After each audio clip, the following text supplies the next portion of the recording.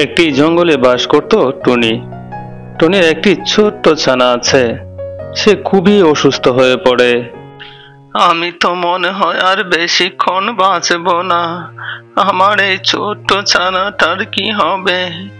যাই তো দেখি, কারো বাসায় রেখে যদি আমি মরতে পারি তাহলে আমার আত্মা শান্তি পাবে। এসব কথা বলে টুনি তার বাচ্চাটাকে নিয়ে ঘর থেকে বের হয়ে যায় কারো বাসায় রাখার জন্য।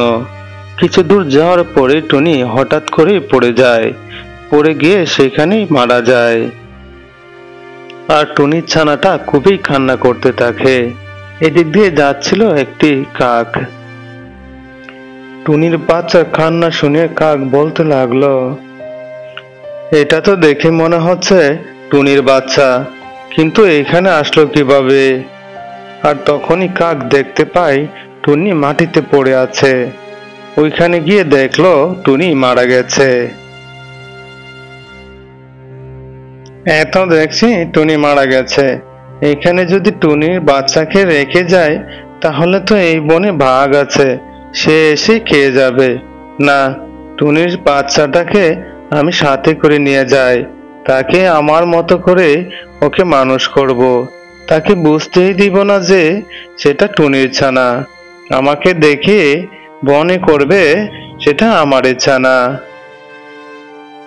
তারপর কাক টুনির ছানাটাকে নিয়ে গেল তার বাড়িতে। কি পণ্ডিত শিয়াল, কোথায় যাচ্ছ তুমি? আরে মামা যে, কোথাও তো যাচ্ছে না মামা, এমনিতে একটু হাঁটতে বের হয়েছি, আর তুমি সামনে পড়লে। তাই নাকি? তুই হাঁটতে বের হয়েছিস?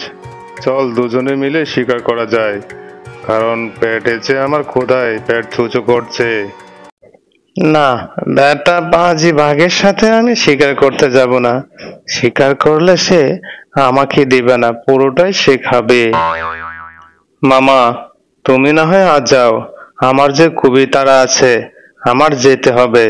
অন্যদিন না হয় তোমার সাথে শিকার করতে যাব। কি রে শিয়াল, তোর আবার কিসের তারা? চল না আমার সাথে, আমার শরীরটা খুবই দুর্বল লাগছে। তুই থাকলে তোর পণ্ডিতি বুদ্ধি দিয়ে শিকার করাটা খুব সহজ হবে। এত দেখছি শয়তান বাঘ আমার পিছে হাঁটার মতো লেগে আছে। আমিও যে পণ্ডিত শিয়াল, তোর সাথে শিকার করতে আমি কোনোভাবেই যাব না। আমি জানি না, শিকার যা ধরবো সবই তুই একা খাবি, আর আমার না খেয়ে থাকতে হবে। কি রে বাগনা, তুই এরকম বিড় বিড় করে কি বলছিস? মামা, আমার তো মাথা ঘোরাচ্ছে, মনে হচ্ছে আমি এখানে পড়ে যাব। আমি যার এখন হাঁটতে পারছি না, কেমন জানি শরীরটা করছে। আরে এই তো দেখছি মহাজালা। এখন যদি সে এখানে পড়ে যায় তাহলে তো আমারই টানতে হবে। না না, এখান থেকে এখনই ভাগতে হবে। বাগনা, তাহলে তোর আর আমার সাথে শিকার করতে যেতে হবে না। তুই জলদি করেই তোর গুহায় যা, কে রেস্ট কর। আমি এখন শিকার করতে গেলাম। এইসব কথা বলে বাঘ এখান থেকে চলে যায়।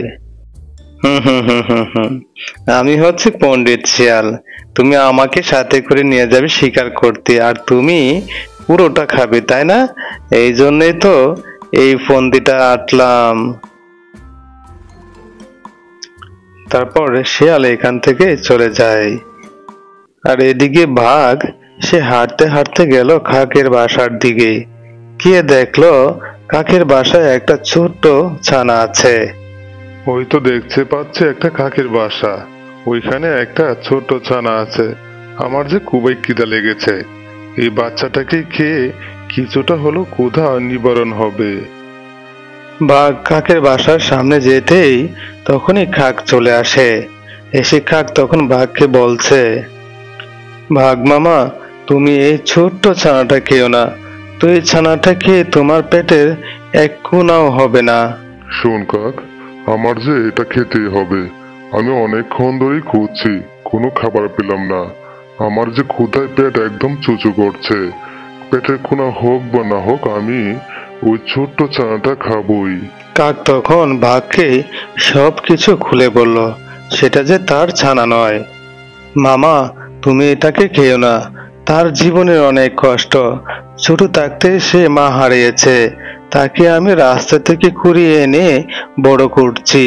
তুমি এত নিষ্ঠুর হইও না। কাকের এমন কথা শুনে বাঘের মনটা একদম নরম হয়ে যায়। আর তখন বাঘ এখান থেকে চলে যায়।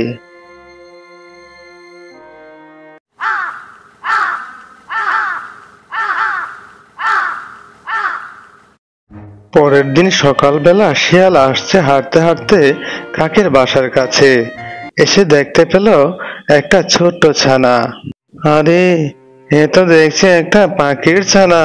কচি পাখি খেতে কত যে মজা আর সুস্বাদু! যে না খেয়েছে সে কখনো বিশ্বাস করবে না। দেখে তো মনে হচ্ছে এটা একটা কাকের বাসা। কাক আসার আগে এইখান থেকে খেয়ে চলে যায়, যাতে দেখতে না পায়। তারপর শিয়াল ছোট্ট ছানাটাকে খেয়ে এখান থেকে চলে যায়। চলে যাওয়ার সময় রাস্তায় কাকের সাথে দেখা হয়ে যায়।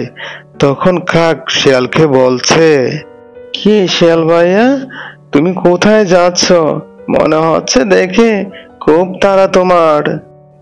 আমি কেন দ্রুত হাঁটছি তুমি বাসা গেলেই বুঝতে পারবে কেন আমার এত তাড়া। হ্যাঁ রে কাক, আমার যে একটু তাড়া।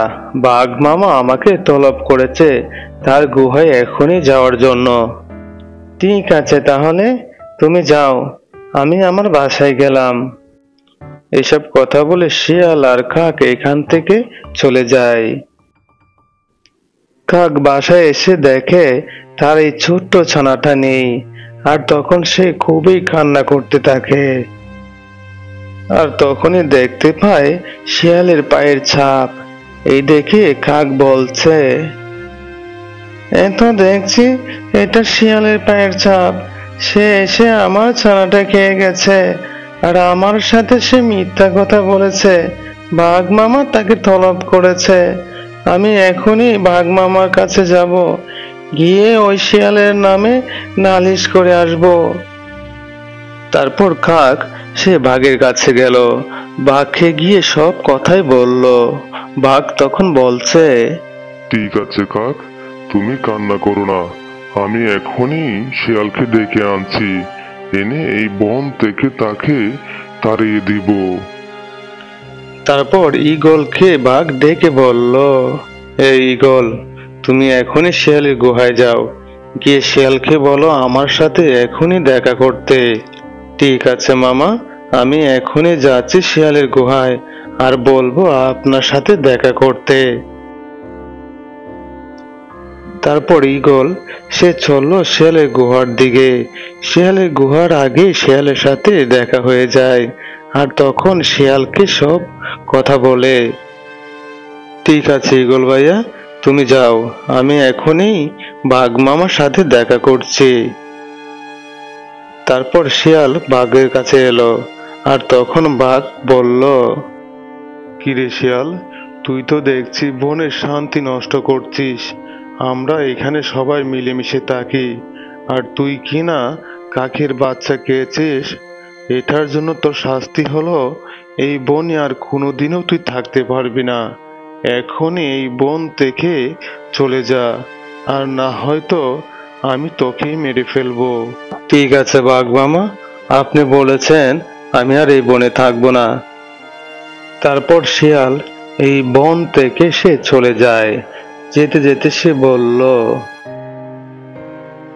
পাজি বাঘ, তোর কথায় আমি আজকে চলে যাচ্ছি। এটার প্রতিশোধ আমি একদিন নিবই। আমি হচ্ছি পণ্ডিত শিয়াল। তখন আমাকে তুই হাড়ে হাড়ে চিনবি আমি কি জিনিস।